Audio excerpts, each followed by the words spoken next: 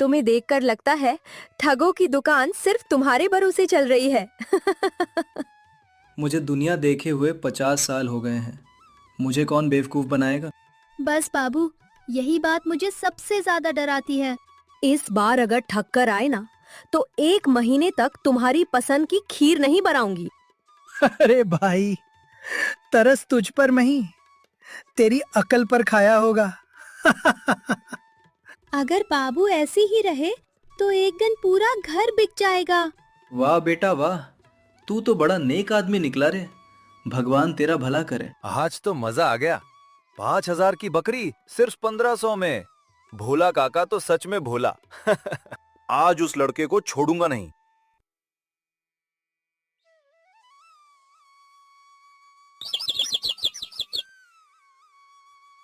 उत्तर प्रदेश के एक छोटे से गांव रामपुर में एक आदमी रहता था, भोला। अब उसका नाम सिर्फ भोला ही नहीं था, बल्कि पूरा गांव मानता था कि भगवान ने उसे नाम के साथ स्वभाव भी फ्री में दे दिया है।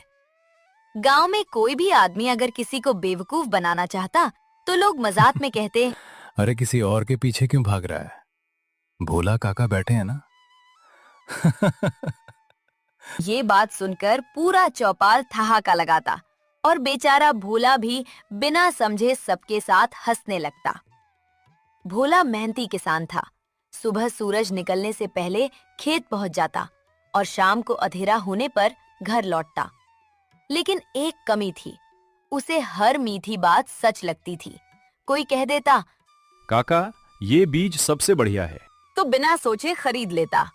कोई कह देता, ये दवा डाल दो, फसल दोगुनी होगी। तो उसी वक्त पैसे निकाल देता। नतीजा ये कि मेहनत उसकी होती और फायदा दूसरे उठा ले जाते। उसकी पत्नी गौरी कई बार समझाती, सुनते हो जी, दुनिया पहले जैसी नहीं रही, थोड़ा सोच समझकर काम किया करो। अरे भाग्यवान, भगवान सब देख रहा है। कोई हमारा बुरा करेगा तो उसका भी बुरा होगा। भगवान अपना काम करेगा, लेकिन दिमाग भी तो उसने किसी वजह से दिया है। इतने में उनका 10 साल का बेटा चिंटू खेलकर घर आ गया, चेहरे पर शरारती मुस्कान। गौरी बोली, लो, आ गया घर का सबसे समझदार आदमी। अरे ये छोकरा मुझे क्या समझाएगा। बाबू, मैं नहीं समझाऊंगा, समय समझा देगा। अरे शाम को गांव की चौपाल पर सब लोग बैठे थे। तभी रामू चाचा बोले, अरे भोला, सुना है पिछली बार तूने 2,000 की गाय सिर्फ 800 में बेचती थी। भोला गर्व से बोला। हाँ, बेच दी। सब लोग हैरान रह गए। रामू चाचा बोले, अरे भोला, गर्व किस बात का? अरे काका, जिस आदमी ने खरीदी थी उसने कहा कि गाय बूढ़ी हो गई है, फिर भी मुझ पर तरस खाकर 800 दे रहा है। इसलिए बेच दिया। इतना सुनते ही पूरी चौपाल हंसी से गूंज उठी। एक बूढ़ा बोला, अरे भाई, तरस तुझ पर नहीं, तेरी अकल पर खाया होगा। भोला भी उनके साथ हंसने लगा। उसे अभी तक समझ ही नहीं आया था कि मजाक उसी का उड़ रहा है। दूर खड़ा चिंटू ये सब देख रहा था। उसने मन ही मन सोचा, अगर बाबू ऐसे ही रहे तो एक दिन पूरा घर बिक जाएगा। उसी शाम गांव में एक आदमी चिल्ला रहा था, आ जाओ, जादुई तेल। इसे लगाते ही घुटनों का दर्द गायब। भोला तुरंत पहुंच गया। भैया, सच में ठीक हो जाएगा? अगर नहीं हुआ तो पैसे वापस। भोला ने बिना सोचे 100 रुपए दे दिए। घर आकर तेल लगाया और सो गया।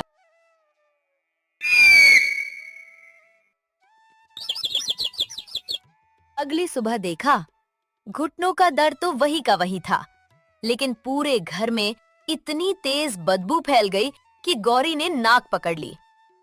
अरे ये क्या लगा लिया? जादुई तेल। तेल कम, भैंस का तबेला ज्यादा लग रहा है। बाबू, ये जादुई तेल नहीं, सरसों का तेल है जिसमें कपूर मिला दिया गया है। अरे फिर मैं ठग गया। हाँ बाबू, फिर से। तुम्हें देखकर लगता है ठगों की दुकान सिर्फ तुम्हारे भरोसे चल रही है। भोला के पास एक सुंदर बकरी थी। वो रोज खूब दूध देती थी। गांव में कई लोग उसे खरीदना चाहते थे। एक दिन भोला बोला, भाग्यवान, अब इसे बेच देते हैं, अच्छी कीमत मिलेगी। ठीक है, लेकिन इस बार किसी की मीठी बातों में मत आना। बाबू, बाजार में पहले कम से कम 5 लोगों से दाम पूछना, फिर बेचना। अरे बेटा, मुझे दुनिया देखे हुए 50 साल हो गए हैं, मुझे कौन बेवकूफ बनाएगा। बस बाबू, यही बात मुझे सबसे ज्यादा डराती है। इस बार अगर ठग कर आए ना, तो 1 महीने तक तुम्हारी पसंद की खीर नहीं बनाऊंगी। अरे नहीं नहीं, इस बार तो मैं 5,000 से कम में बकरी बेचूंगा ही नहीं। चिंटू ने मन ही मन सोचा, भगवान करे बाबू अपनी बात पर टिक जाएं। लेकिन उसे कहीं न कहीं एहसास था कि कुछ न कुछ गड़बड़ होने वाली है।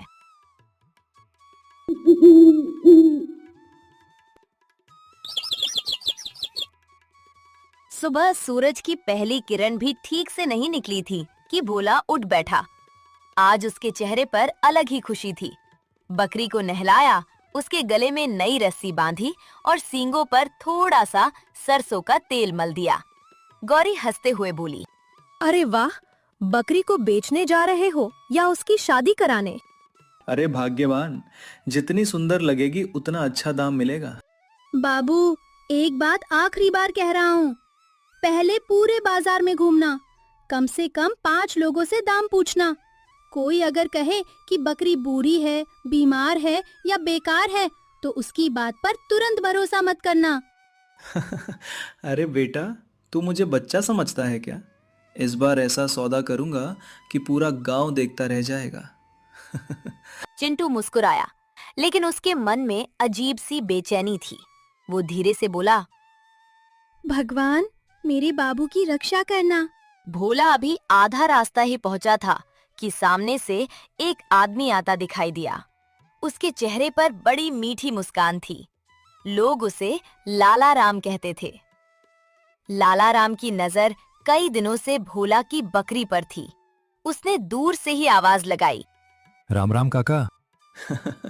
राम राम बेटा। काका, ये बकरी कहाँ ले जा रहे हो? बाजार बेचने।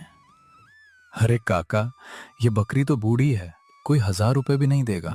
अरे लेकिन ये तो रोज दूध देती है। यही तो इस बीमारी की पहचान है। ऊपर से सब ठीक दिखता है, लेकिन अंदर से खत्म हो चुकी होती है।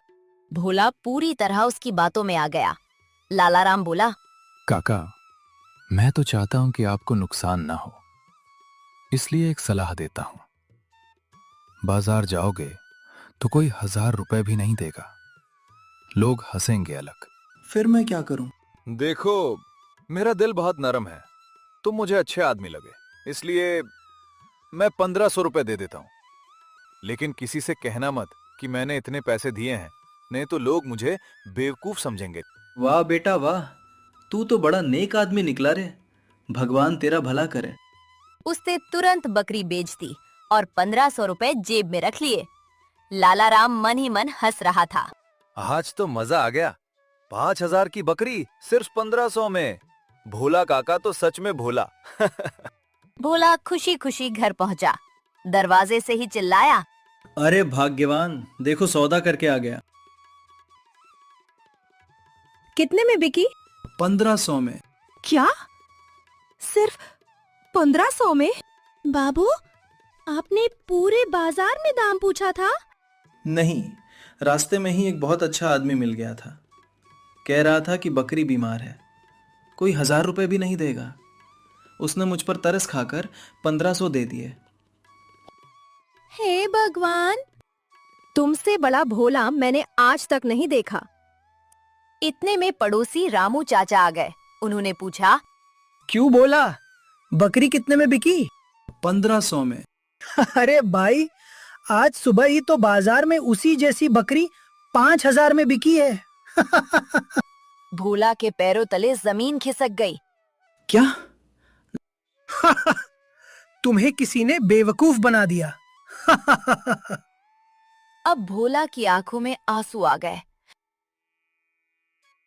मैं तो हर बार ठग जाता हूँ। अब इस आदमी को सबक सिखाना पड़ेगा।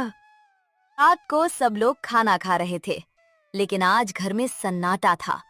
भोला चुप था, गौरी परेशान थी, चिंटू सोच में डूबा हुआ था।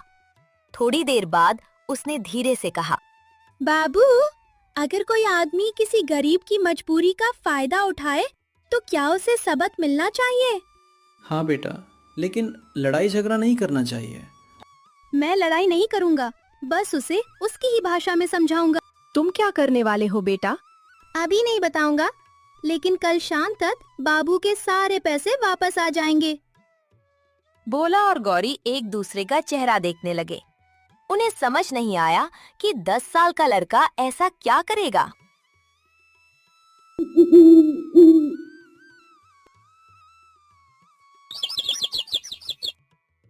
अगली सुबह सूरज निकलने से पहले ही चिंटू उठ गया। उसने पुराने मिट्टी के घड़े को अच्छी तरह साफ किया, फिर उसके ऊपर लाल रंग से कुछ गोल गोल निशान बना दिए। घड़े के मुंह पर एक साफ लाल कपड़ा बांधा दिया। दूर से देखने पर घड़ा बिल्कुल अलग और रहस्यमय लग रहा था। फिर खुद ही मुस्कुराकर बोला, बस अब लालची मछली कांटे में फंसेगी। उधर भोला चारपाई पर बैठा अब भी उदास था। वो बार बार बड़बड़ाता, मेरी 5,000 की बकरी सिर्फ 1,500 में चली गई। दूसरी तरफ लालाराम अपनी दुकान पर बैठा 1500 में खरीदी हुई बकरी को देखकर खुश हो रहा था। जो भी ग्राहक आता वो बड़ी बड़ी बातें करता।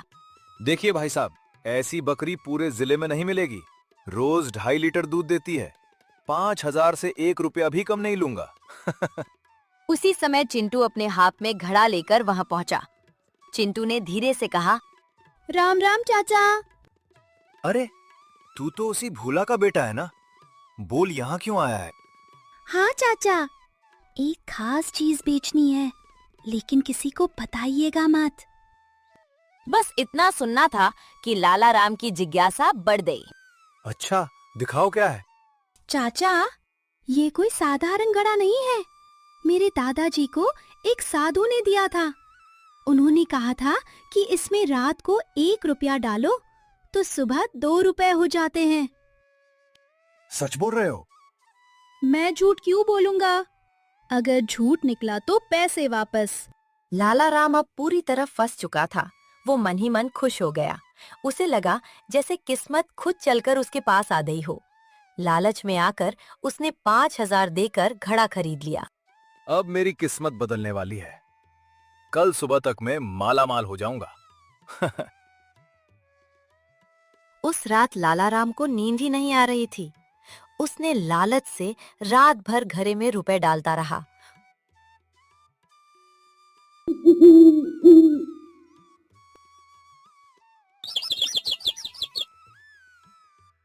सुबह उसने जल्दी से कपड़ा हटाया और घड़े के अंदर देखा। अंदर उतने ही पैसे पड़े थे जितने उसने रात को डाले थे। अब उसका चेहरा लाल हो गया। वो गुस्से से चिल्लाया, अरे, ये तो धोखा हो गया। उस छोटे लड़के ने मुझे बेवकूफ बना दिया। उसने घड़ा उठाया और गुस्से में चिंटू के घर की तरफ दौड़ पड़ा। रास्ते में लालाराम जितना तेज भाग रहा था, उतना ही जोर जोर से चिल्ला रहा था। आज उस लड़के को छोड़ूंगा नहीं। उसकी आवाज सुनकर गांव वाले भी पीछे पीछे चलने लगे। रामू चाचा बोले, लगता है आज कोई बड़ा तमाशा होगा। देखते ही देखते आधा गांव चिंटू के घर के बाहर इकट्ठा हो गया। भोला उस समय आंगन में चारपाई पर बैठा था। लालाराम ने आते ही घड़ा जमीन पर पटक दिया। अरे भोला, तेरा बेटा कहाँ है? अपने बेटे को बाहर बुला। क्या हुआ? तेरे बेटे ने मुझे ठग लिया। आज मैं उसे छोड़ूंगा नहीं। बुला अपने बेटे को। इतने में चिंटू भी बाहर आ गया। उसके चेहरे पर जरा भी डर नहीं था। वो आराम से बोला, राम राम चाचा। राम राम छोड़, मुझे मेरे 5,000 रुपए वापस कर। क्यों चाचा, घड़ा काम नहीं कर रहा क्या? अरे कुछ नहीं हुआ, पैसे दोगुने नहीं हुए। मेरे पैसे वापस कर जल्दी। गांव वाले हंसने लगे। चिंटू ने उसे 5,000 रुपए लौटाए और माफी भी मांगी और कहा, काका, मेरा मतलब आपको ठगना नहीं था। बल्कि पूरे गांव वालों को आपकी सच्चाई बतानी थी, इसलिए मैंने जादुई घड़े का नाटक किया। फिर उसने धीरे से पूछा, चाचा, एक बात बताइए, जब आपने मेरे बाबू से 5,000 की बकरी सिर्फ 1,500 में खरीदी थी, तब क्या आपने सच बताया था? क्या बकरी सच में बीमार थी? लाला राम ने सिर झुका लिया। क्या आपने कहा था कि आप मेरे बाबू पर तरस खाकर खरीद रहे हैं हाँ, मैंने कहा था। और उसी बकरी को 5,000 में बेचने की कोशिश कर रहे थे या नहीं? अरे ये तो खुद लोगों को ठगता है। आज अपनी बारी आई तो रोने लगा। हाँ, मुझसे गलती हो गई। मुझे ऐसा नहीं करना चाहिए था। मुझे माफ कर दो। तुमने भोला को धोखा देकर उसका नुकसान किया, अब वही नुकसान पूरा करोगे, तभी तुम्हें माफी मिलेगी। जी। भोला की बकरी की पूरी कीमत वापस दो। लाला राम ने तुरंत अपनी जेब से पैसे निकाले। उसमें सारे 3,000 रुपए भोला के हाथ में रखे। ये बाकी के पैसे हैं और मुझे माफ कर दीजिए। चाचा, सिर्फ पैसे लौटाने से बात पूरी नहीं होती। पूरे गांव के सामने ये वादा कीजिए कि आज के बाद किसी गरीब, बूढ़े या भोले इंसान को कभी धोखा नहीं देंगे। लाला राम की आंखों में शर्म थी। उसने हाथ जोड़ लिए। मैं सबके सामने वादा करता हूँ, आज के बाद कभी किसी के साथ बेईमानी नहीं करूंगा। पूरा गांव तालियां बजाने लगा। भोला की आंखें भर आईं। उसे पहली बार महसूस हुआ कि उसका बेटा सचमुच बहुत समझदार है। भोला हैरान रह गया। अरे बेटा, तूने तो कमाल कर दिया। बाबू, चालाक बनने की जरूरत नहीं, लेकिन बेवकूफ भी नहीं बनना चाहिए। मैं आज से बिना समझे कोई सौदा नहीं करूंगा। उस दिन के बाद भोला हर सौदा करने से पहले अच्छी तरह जानकारी लेने लगा। धीरे धीरे उसकी मेहनत रंग लाई। उसकी आमदनी बढ़ी और पूरे गांव में लोग उसकी ईमानदारी और समझदारी की मिसाल देने लगे। कहानी की सीख। दोस्तों, मीठी बातों और लालच में कभी फैसला मत कीजिए। ईमानदारी, धैर्य और सही जानकारी इंसान की सबसे बड़ी ताकत होती है। समझदारी उम्र से नहीं, बल्कि सही सोच और सही फैसलों से आती है।